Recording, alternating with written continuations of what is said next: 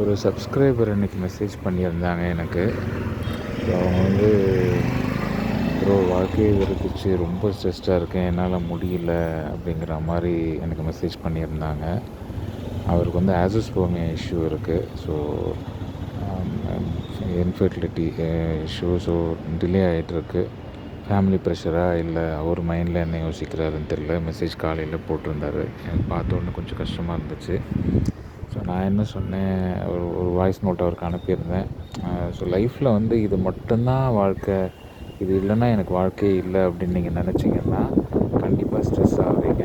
ஆனால் இந்த லைஃப்பில் எவ்வளோ விஷயங்கள் இருக்குது, இது ஒரு விஷயம் மட்டும் கிடையாது. அதை நீங்கள் புரிஞ்சுக்கிட்டிங்கன்னா உங்கள் லைஃப் ஸ்ட்ரெஸ்ஃபுல்லாக இருக்காது அப்படின்னு நான் சொன்னேன். கரெக்டு தான் ப்ரோ அப்படின்னு சொன்னார். இது புத்திக்கு புரியும், பட் மனசுக்கு ஏற்றுக்காது.